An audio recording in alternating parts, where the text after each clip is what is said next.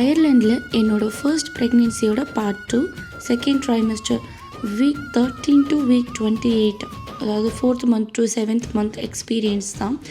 Life literally change for me.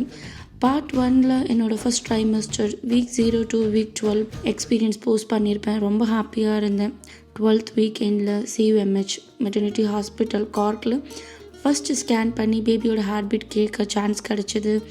ரொம்ப happy. ஆனால் just 3 days later February 14th என்னோடய pregnancy 3rd month நான் reveal பண்ணியிருந்தேன். டச்வுட் ஈவில் ஐஸா என்ன தெரியல. அன்றைக்கி ஈவினிங்கே எனக்கு ஹெவி ப்ளீடிங் ஸ்டார்ட் ஆயிடுச்சு.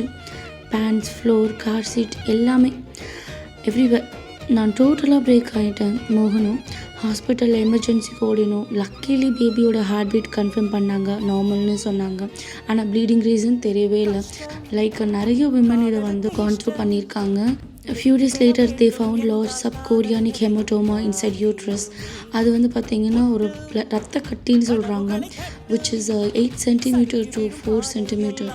அது எனக்கு ரொம்ப ரொம்ப ரொம்ப ஷாக்கிங்கான நியூஸ். பிகாஸ் அது very very large size haematoma.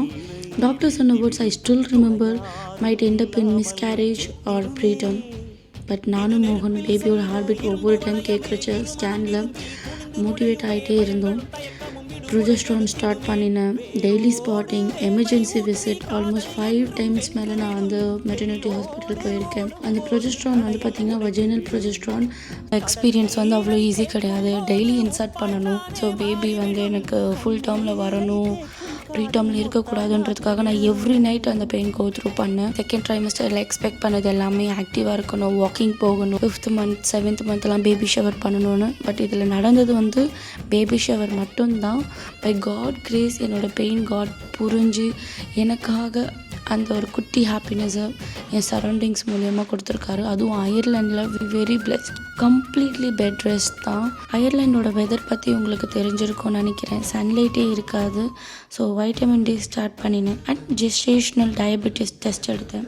அப்போவே ஃபெயிண்ட் ஆகிட்டேன். லக்கிலி ரிசல்ட் நெகட்டிவ் வந்துருச்சு. பரவாயில்ல, அது ஒன்றாவது நமக்கு பாசிட்டிவாக இருக்கேன்னு நினச்சி நான் விட்டுட்டேன். 20th week anomaly scan. So பேசிக்காகவே வந்து இது பெரிய ஸ்கேன், க்ரோத் ஸ்கேன் இல்லையா? ஸோ அது ஹெல்தின்னு சொன்ன மொமெண்ட் வந்து எனக்கு கண்ணில் வந்து ஆனந்த கண்ணீரே வந்துருச்சு. இந்த ஸ்கேனில் ஏதாச்சும் பேபிக்கு ப்ராப்ளம் சொல்லியிருந்தாங்கன்னா என்னால் அக்செப்ட் பண்ணியிருக்கவே முடியாது. அனாமலி ஸ்கேன் பாசிட்டிவ் வந்ததுமே ஜெண்டர் ஸ்கேன் நான் பண்ணியிருந்தேன். இட்ஸ் அ பாய். ஆனால் ஃபார் அஸ் ஹெல்த்தி பேபி தான் important. But most emotional journey second trimester in Ireland. 3rd ட்ரைமஸ்டரை பற்றி தெரிஞ்சுக்கணுன்னா ஸ்டே டியூன்ட். நெக்ஸ்ட் வீடியோவில் பார்க்கலாம். தேங்க்யூ.